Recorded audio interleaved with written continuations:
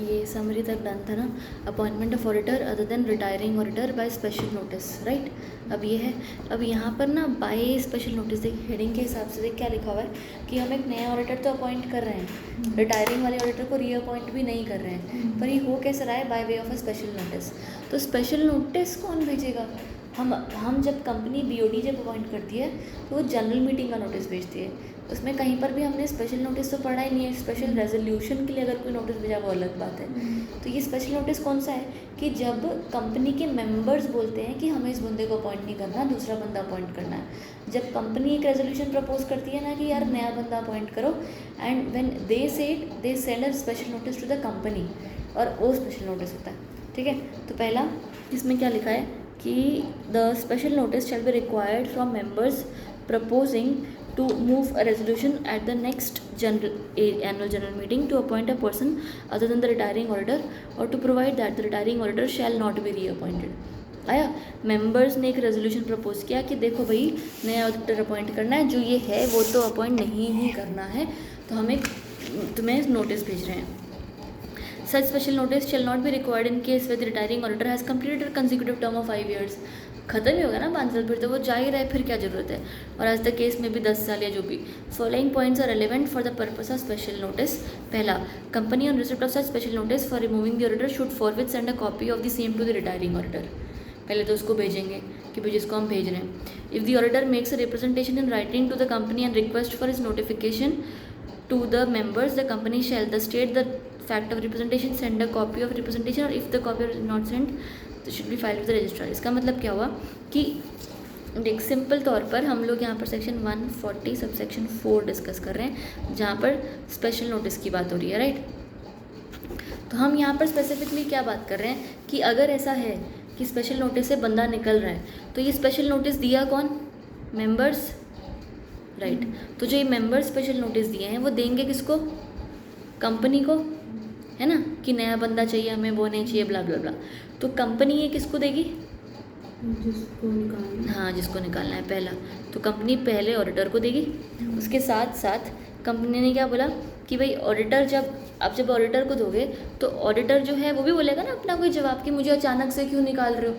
बात तो सही है। तो ऑडिटर जो फाइल करेगा ना रिप्लाई सा, उस रिप्लाई को हम कहते हैं रिप्रेजेंटेशंस, कि वो अपने आप को रिप्रेजेंट कर रहा है कि भाई मेरा क्या बात है।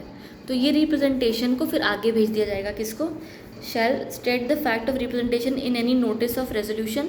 तो दो तरफ से कि कंपनी जो होगी ना ये रिप्रेजेंटेशन देगा, रिप्रेजेंट किसको देगा? कंपनी को।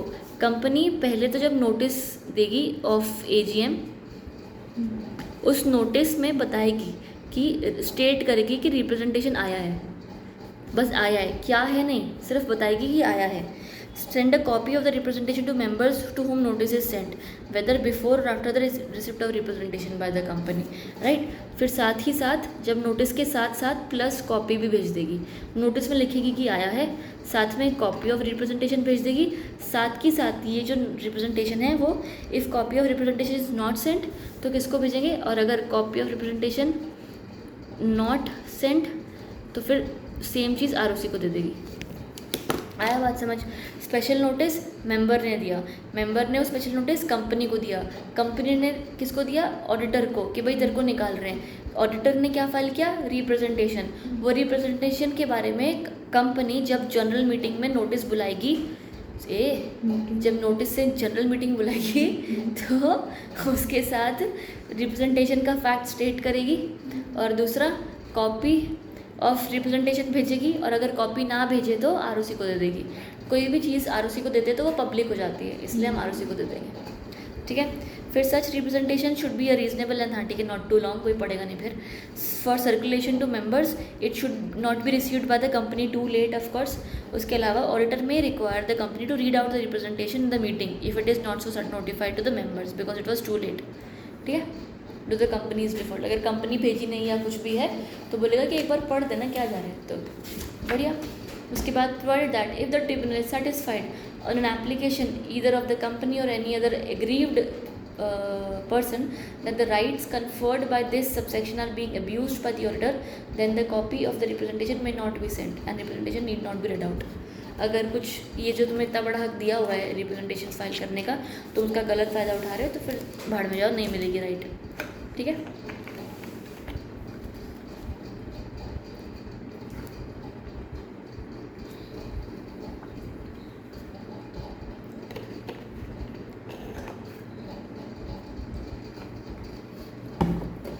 आगे पावर्स ऑफ ट्रिब्यूनल।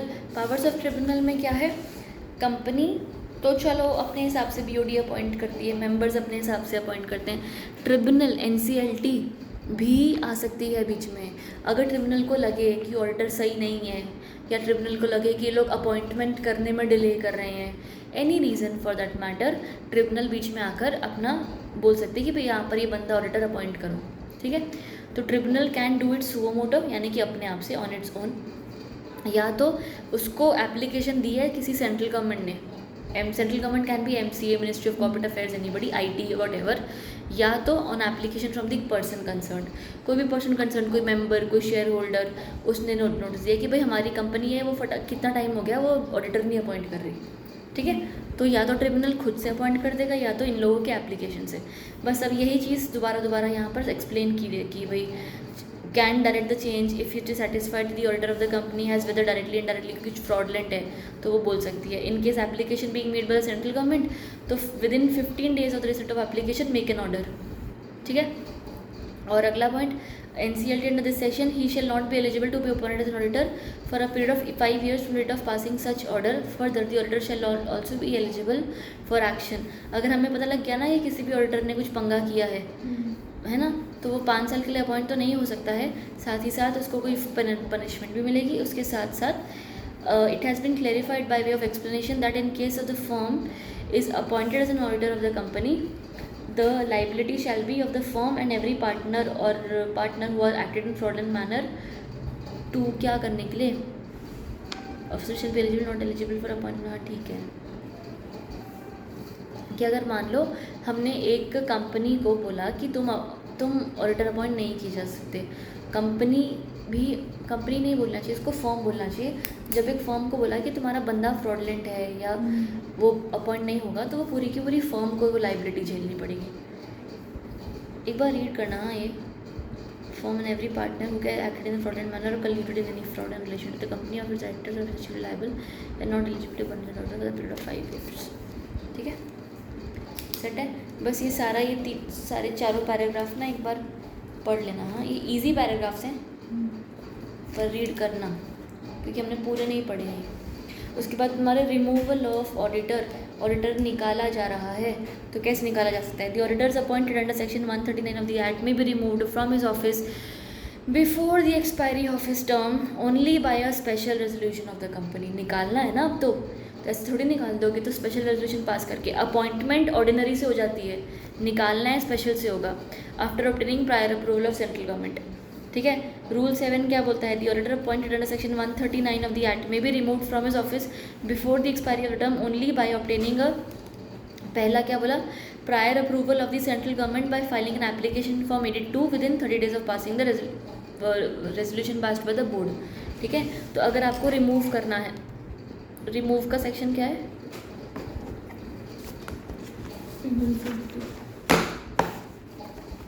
141। अगर आपको बंदे को रिमूव करना है तो आप रिमूव कैसे कर सकते हो। पहला आप एक नोटिस नहीं, पहला आप BR पास करोगे, बोर्ड रेजोल्यूशन पास करोगे। इस बोर्ड रेजोल्यूशन पास करने के 30 days के अंदर अंदर आप CG को एप्लीकेशन दोगे। वही लिखा है ना, obtain prior approval from central government by filing an application दोगे किसमें, ADT 2 में विद इन 30 days। ठीक है, 30 days से लिखा मैंने। ठीक है। BR पास किया, CG को एप्लीकेशन दिया, CG से फिर आया अप्रूवल, उसके बाद आपका आगे काम होगा। The company shell hold a general meeting with in 60 days from receipt of the approval of the central government. जैसे ही CG से अप्रूवल आ गया, उसके 60 days के अंदर अप्रूवल के 60 days के अंदर आपको क्या करना है, स्पेशल रेजोल्यूशन पास करना है ना। Hold the general meeting and pass, फिर the auditor shall be given a reasonable opportunity of being heard. ठीक है।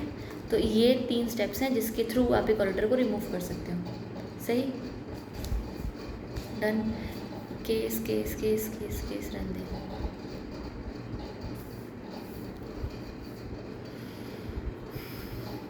रहने दे।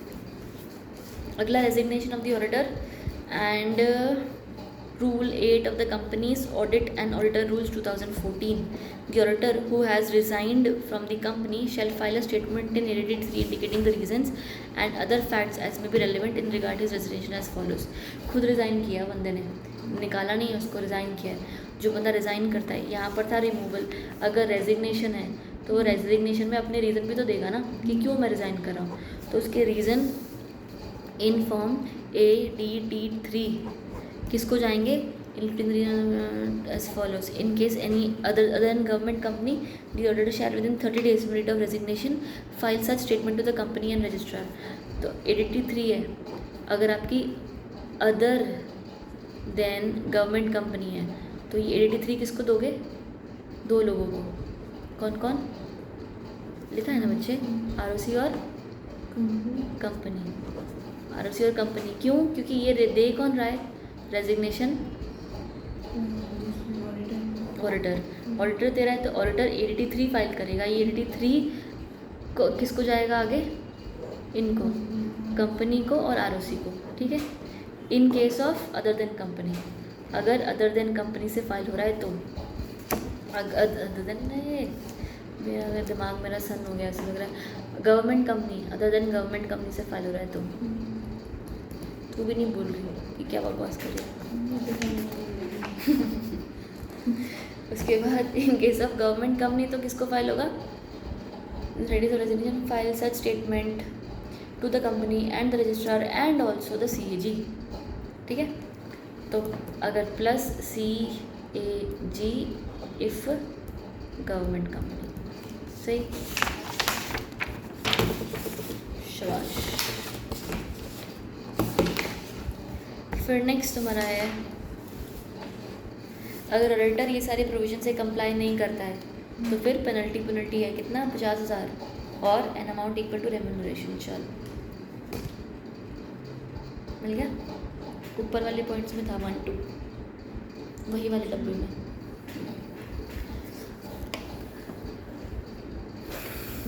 Continue failure with further penalty 500 rupees per day and what to do now? Continue failure मतलब जैसे तूने अगर मान ले नहीं दिया, मुझे 83 देना था ना शायद, तो 83 नहीं दिया, तो अगर नहीं देते हो तो फ़ाइन है तुम पर अब हो गया ना, एक बार हम तुमने बोल दिया कि फ़ाइन है, पर तुम नहीं दे रहे हो, कितने दिन का डिले हो रहा है, तो पर डे का तुम पर फ़ाइन लगेगा। पर डे का कितना है? 500 रुपया, ठीक है। मैक्सिमम 2 लाख, बट टाइम लग जाएगा फिर तो। रेम्यूनरेशन ऑडिटर्स को रेम्यूनरेशन दे रहे हैं, फीस सैलरी देंगे ना उनको कुछ तो। यार ऑडिटर को जो रेम्यूनरेशन दी जाती है ना, वो ना बहुत ही रीज़नेबल होनी चाहिए। आप बहुत ज़्यादा रेम्यूनरेशन नहीं दे सकते हो। क्यों? क्योंकि फिर हम लगा फिर तो कुछ तो गड़बड़ है, कुछ छुपा रहे हो, पैसा दे रहे हो, घूस खिला रहे हो, क्या कर रहे हो। इसलिए ही कंपनी जब ऑडिटर को रेम्यूनरेशन देती है ना, तो वो चीज़ भी जनरल मीटिंग में डिसाइड होती है। BOD खुद नहीं डिसाइड कर सकता। क्यों? क्योंकि BOD का ही तो गलतियाँ छुपानी है, राइट। तो BOD खुद नहीं डिसाइड करता। जब भी ऑडिटर की रेम्यूनरेशन डिसाइड होनी है, it will also be decided in the general meeting. पर एक एक्सेप्शन है छोटा सा। क्या? पहला ऑडिटर जो था उसको कौन अपॉइंट करता? BOD खुद। तो फिर उसकी रेम्यूनरेशन भी BOD खुद अपॉइंट कर देगा, बस। तो 142 prescribes that remuneration of the auditor of a company shall be fixed in its general meeting or in such manner as may be determined.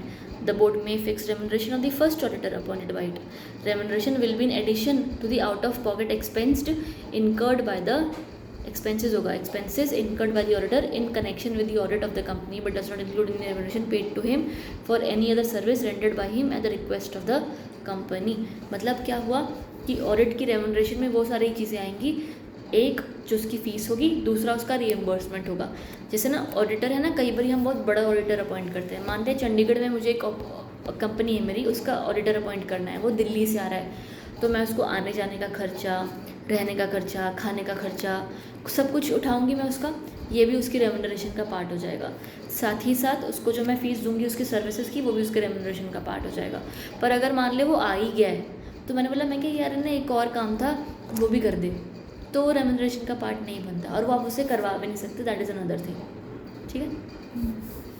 Auditors not to render certain services, ये आ गई कि क्या क्या नहीं काम कर सकता वो, आपकी अकाउंटिंग नहीं कर सकता क्योंकि चेक तो करना है उसने, तो फिर अकाउंटिंग कैसे कर, आंसर भी वही लिखे चेक भी वही लिखे, तो फिर नहीं करेगा।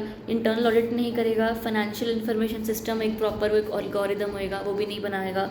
एक्टूरल सर्विसेज एक तरीके की वो सर्विस होती हैं जो अक्रूवल बेसिस पर ऐसे एडवाइजरी टाइप की होती हैं। ठीक है, मेरे को एग्जैक्टली नहीं पता, मत याद कर, कोई बात नहीं। इन्वेस्टमेंट एडवाइजरी नहीं देगा, बैंकिंग सर्विस नहीं देगा, rendering of outsource financial service, management service, any other kind of service. ठीक है, कुछ भी नहीं देगा। उसके बाद eligibility and qualification, chartered accountant, LLP जिसके बंदे चार्टर्ड अकाउंटेंट हो। Disqualification, following shall not be eligible, पहला बॉडी कॉर्पोरेट, कंपनी नहीं बन सकती ऑडिटर, फर्म या LLP बन सकती है।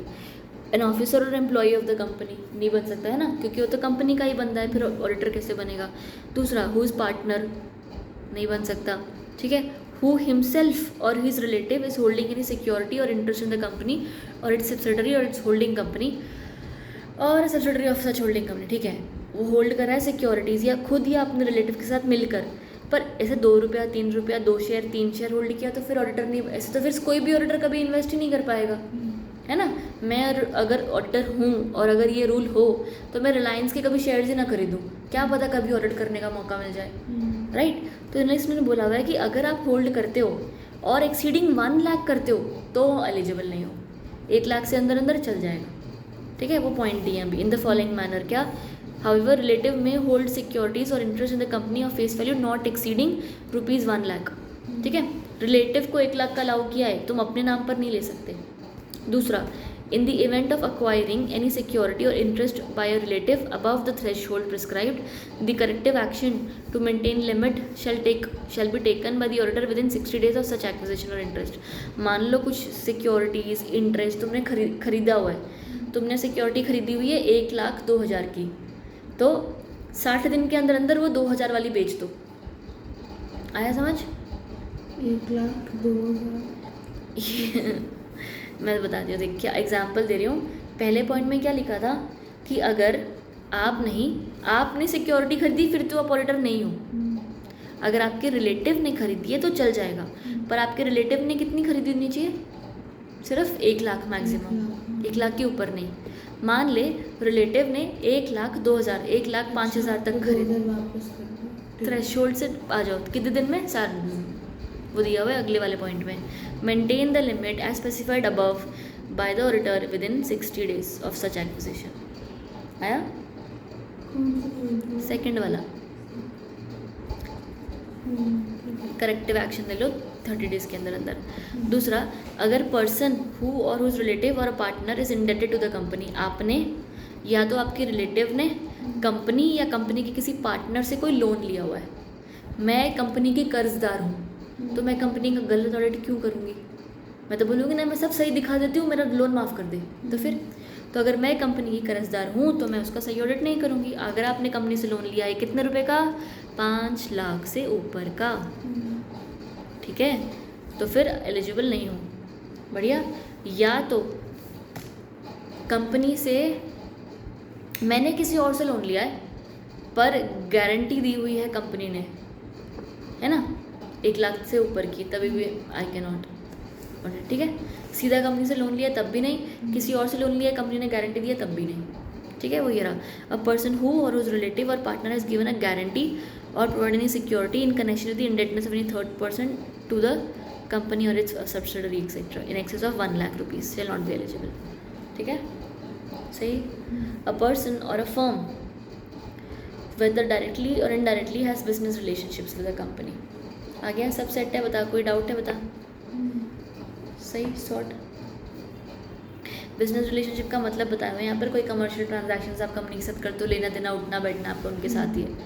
फिर person whose relative is a director or in the employment of the company as a director or KMP। मैं या मेरा कोई रिलेटिव कंपनी में डायरेक्टर है या कंपनी के डायरेक्टर का रिश्तेदार है। ठीक है। अ person who is in full time employment elsewhere or a person or a partner or a firm holding appointment as a, if the such person or partner is at the date of such appointment holding appointment as an auditor for more than 20 companies। मिल गया? इसका मतलब क्या हुआ? Specifically एक ही चीज़ बोली गई है कि आप एक साथ खाली 20 कंपनी की ऑडिट कर सकते हैं, उसके ऊपर नहीं कर सकते। ठीक है, मैक्सिमम उसने 20 टोटल कंपनीज बोला है, उसमें भी लेकिन बोला है in case of a private company a person is ineligible to be appointed as an auditor if such person or partner is on the date of such appointment or reappointment as an auditor or more than 20 companies other than one person company, dormant company, small company and private company having paid up share capital of less than 100 crore rupees। इसका क्या मतलब हुआ कि आपको बोला कि वो जो बोला था ना कि हमने कि मैक्सिमम आप कितनी कंपनी के वो हो सकते हो डायरेक्टर और ये वो, राइट। तो अगर मान ले कि ऐसे बोला कि आप मैक्सिमम 20 कंपनीज़ का ऑडिट कर सकते हो, ठीक है। ये 20 कंपनीज़ में सब आ जाएगा, पब्लिक प्राइवेट जो भी है, ठीक है। पर 20 कंपनीज़ में कुछ कंपनी नहीं गिनी जाएंगी, एक्सेप्शन दी हुई है। एक्सेप्शन किसकी दी हुई है कि this will not be counted in the 20, small company, OPC company, dormant company और डब्बे में दिया है 1 person, dormant, small, private having हाँ 100 करोड़ से नीचे का पेडअप वाले, ठीक है। तो ये नहीं गिने जाएंगे, आ गया। फिर क्या है, कन्विक्टेड बाय द कोर्ट है, 10 साल की सज़ा काट चुका है और 10 साल नहीं, सिर्फ 10 साल से सज़ा नहीं, कन्विक्टेड है और कन्विक्शन एंड होने के बाद जेल से बाहर आ गया और उसके बाद 10 साल रुकना पड़ेगा, उसके बाद ही आप दोबारा अपॉइंट हो सकते हो। उसके अलावा 144 में क्या बोला, rendering service in relation to 144 to the company, यानी कि कोई तरीके से और सर्विसेज देता है कंपनी को, नहीं अपॉइंट हो सकता कंपनी को या कंपनी के सब्सिडरी को या कोई और एसोसिएट कंपनी को, ठीक है। यहाँ तक बढ़िया है। उसके बाद ऑडिटर्स की राइट्स एंड ड्यूटीज़ पढ़ेंगे, यहाँ से थोड़ा अब चैप्टर हल्का हो जाएगा, ये कुछ था ज़्यादा भारी वाला चंक, अब ईजी हो जाएगा, ठीक है। शुरू करें, चलो। ऑडिटर राइट्स एंड ड्यूटीज़ में देखो मेजॉरिटी बोलूँ, रीड मार्क कर लेना, ज़्यादा इतना नहीं है। पहला राइट क्या है उसका, वो जनरल मीटिंग में आएगा, अटेंड करेगा ना जनरल मीटिंग के भी, क्या हो रहा है पंगा इधर उधर, कुछ कहीं पर उसको पूछेंगे भी, कुछ जवाबदारी भी होगी उसकी, उसको सब देना है, ठीक है। पावर्स एंड ड्यूटीज़ में वो यहाँ पर लास्ट लाइन में मार्क करना है, and on inquiry if he find some adverse features it is his duty to report the same, ठीक है। Specific inquiries to be made by the auditor under this subsection are as under, यानी कि इन transaction के अंदर वो और अच्छे से इंक्वायर कर सकता है, इसके पास पूरी पावर है कि वो कंपनी के अंदर घुसे, कंपनी के notes, books, vouchers, bills, documents, कोई मिनट्स, कुछ भी जिसको भी चाहे वो एक्सेस कर सकता है। कोई बंदा, किसी बंदे को उसको कुछ पूछना है, कोई डॉक्यूमेंट है, कुछ भी, एवरीथिंग इट कैन डू। कोई डिस्कवरी, कोई डॉक्यूमेंट का एक्सट्रैक्ट, कोई कॉपी, हर चीज़ वो ले सकता है, ठीक है। साथ ही साथ उसको स्पेसिफिक एरियाज दिए गए हैं कि यहाँ पर और अच्छे से तू चेक कर ले। Loan advances made by the company, उसको प्रॉपर और चेक कर सकता है। ट्रांजैक्शंस ऑफ कोई रिप्रेजेंटेटिव, कोई बुक एंट्रीज करी हुई हैं, जो ट्रांजैक्शन सिर्फ बुक में ही है, बाहर हमें दिख नहीं रही है, देख लेगा क्या, तो देखेगा कि भाई बुक एंट्री ख़राब तो नहीं है, या सेल ऑफ इन्वेस्टमेंट कोई करी है आपने, वो रीजनेबल था, अमाउंट आपने क्या लगाया। Loan advances shown as deposits, charging of personal expenses to revenue account, ठीक है, और allotment of shares for cash. ये सारी चीज़ों को और अच्छे से वो इंक्वायर करने का ही पावर रखता है। फिर powers of controller and auditor general of India in case of government company, तो बाकी वो वाली जो पीछे पावर थी वो तो है ही। उसके अलावा among other things, first paragraph third last line, बाकी सब पावर तो हैं, but among other things include the directions if any issued by the Comptroller and Auditor General of India, action taken thereon and its impact on the accounts and financial statements of the company। जो भी वो बोलेगा उस हिसाब से आपको काम करना पड़ेगा, उसने एक तो वो बोला। उसके अलावा CAG has the right to conduct a supplementary audit of financial statements of the company and comment on such supplement audit within 60 days from the date of receipt of audit report, ठीक है। और दोबारा audit भी वो कर सकता है। Audit report मतलब क्या हुआ, देख CAG है, CAG गवर्नमेंट का ऑडिट है, वो छोटी मोटी हर गवर्नमेंट कंपनी का तो ऑडिट नहीं करता ना। हमने क्या देखा था अपॉइंटमेंट ऑफ ऑडिटर में कि CAG ऑडिटर अपॉइंट करता है, अगर फेल हुआ तो बोर्ड अपॉइंट करेगा, अगर फेल हुआ तो मेंबर अपॉइंट करेंगे, है ना। तो इसने क्या बोला, CAG का क्या बोला कि अगर CAG के पास एक्स्ट्रा पावर है कि other than everything else it has the authority to make some orders to the company, और जो ऑडिट रिपोर्ट किसी नॉर्मल ऑडिटर ने बनाई है, उसके द्वारा अपॉइंट किए हुए ऑडिटर ने बनाई है, उस ऑडिटर की रिपोर्ट को वो चेक कर सकता है, और वो चेक करेगा विद इन 60 डेज के अंदर अंदर। ठीक है, ये रहा। Has the right to conduct supplementary audit of the financial statement of the company and upon the supplementary such audit report within 60 days. ठीक है, उसके बाद any comments given by CAG जो भी होंगे वो भी सेंड टू द कंपनी हो जाएंगे, और बाकी ठीक है, बढ़िया। ऑडिट एंड ऑडिटर रिपोर्ट, अभी ऑडिटर रिपोर्ट बनाता है प्रॉपर कि उसने क्या क्या काम किया, किस हिसाब से काम हुए हैं, सारी चीज़ें। तो तुम्हारा audit and auditor's report, section 143(2) of the act provides that the auditor shall make a report to the members of the company on the accounts examined by him and every financial statement which is required to be laid in the general meeting of the company. ठीक है, वो proper एक report बनाएगा हर चीज़ के बारे में जो जो उसने एग्जामिन किया है। Shall take into consideration the provisions of the following, ये सब चीज़ को टेक इनटू कंसिडरेशन करेगा कि उसका क्या ओपिनियन है, इन्फॉर्मेशन एक्सप्लेनेशंस जो आई हैं, बुक्स ऑफ अकाउंट्स प्रॉपर बने हैं कि नहीं बने हैं, कोई अगर कंपनी का ब्रांच है उसकी ऑडिट रिपोर्ट के बारे में मेरा क्या कहना है, कंपनी की बैलेंस शीट, P&L अकाउंट क्या सही दिखा रहे हैं कि नहीं दिखा रहे हैं, opinion about financial statements complying with the accounting standards से कंप्लाई कर रहे हो, ऑब्जर्वेशन और कमेंट्स और एनीथिंग विच ही हैज़, कोई डिस्क्वालिफिकेशंस, कोई डायरेक्टर सही नहीं है, डिस्क्वालीफाइड टू बी अपॉइंटेड है वो बंदा, कोई क्वालिफिकेशन रिजर्व, एडवर्स मार्क, जो भी कुछ गलत चीज़ उसको लग रही है अंदर, और उसके साथ साथ whether the company has adequate internal financial controls, company properly financial controls है कि नहीं है, ये सारी चीज़ें हो गई जिसके ऊपर वो अपनी टिप्पणी कर सकता है।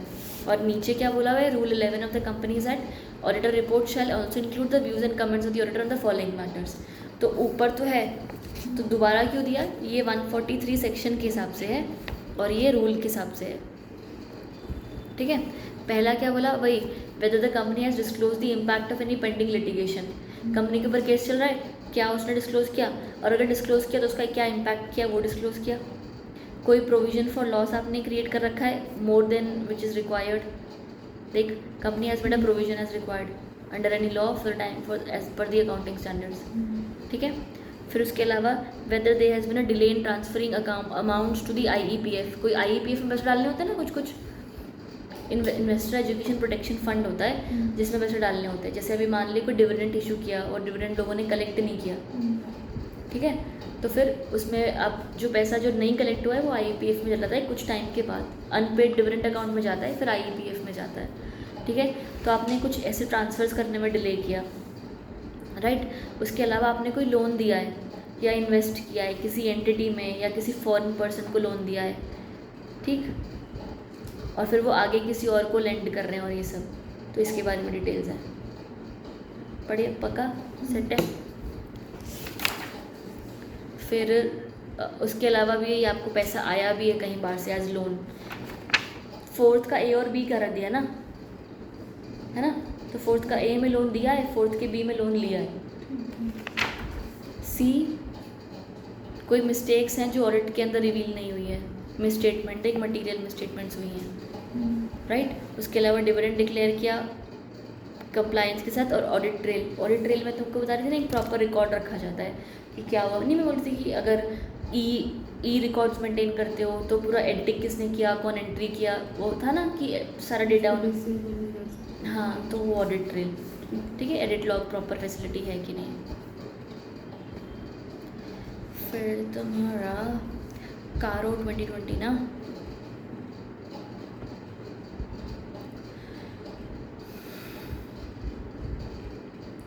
अब कारो 2020 क्या है कि देख, बाकी सब आप रिपोर्ट जो मेंटेन करते हो तो सही है, कारो 2020 एक एडिशनल रिपोर्ट है, ये रिपोर्ट सिर्फ उस कंपनीज़ के लिए है जो कंपनी ना ग्रुप कंपनी है, मतलब उनकी होल्डिंग सब्सिडरी सब कुछ है।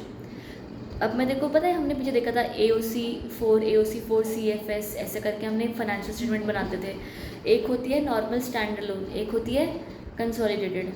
ठीक है, जो भी कंसोलिडेटेड फाइनेंशियल स्टेटमेंट होगी ना, उसके साथ ये ऑडिट रिपोर्ट जाती है कारो 2020। ठीक है, कारो 2020 सिर्फ और सिर्फ कंसोलिडेटेड फाइनेंशियल स्टेटमेंट्स में लगती है और कहीं नहीं लगती। रिपोर्ट में बात वही हो रही है जो सब में हो रही है, वही रिपोर्ट है, यही रिपोर्ट है, ठीक है, क्योंकि ये तो किसी किसी कंपनी के लिए है, तो वो लोग छोड़ थोड़ी देंगे कि हाँ रहने दो ऐसा। तो सब रिपोर्ट में सब सेम चीज़ बोली हुई है। कारो में बस थोड़ी सी एडिशनल बातें बोल दी कि भाई क्या कोई डिफ़ॉल्ट, कोई रिपेमेंट, वही सेम सेम बातें, बस कि अगर मेरी कंपनी है तो मेरे हिसाब से मेरे साथ सब्सिडरी कंपनी ने क्या क्या ट्रांजैक्शंस किए हैं, वो स्टैंड अलोन वो प्रॉफिट में है कि मेरे साथ है तो इसलिए प्रॉफिट में है, कुछ कुछ ऐसी चीज़ें हैं। तो कारो 2020 is just for the companies preparing consolidated financial statements to explain any bad remarks। ठीक है, वहाँ पे लिख ले यार, ये चीज़ याद नहीं रहेगी। हाँ, ये जो कारो 2020 इज ओनली फॉर लिख दे, ओनली फॉर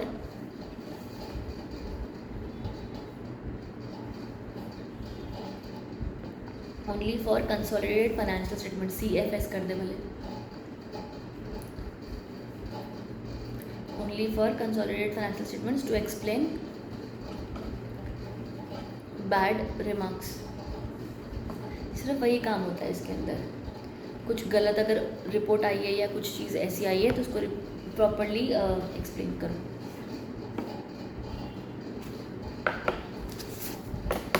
इसको रीड करेंगे, उसके बाद तेरे टाइप्स ऑफ ऑडिट शुरू हो गए। देख, cost audit, secretarial audit, internal audit,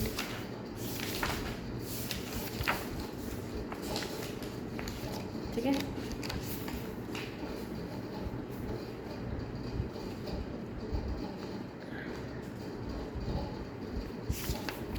इसकी मान लगे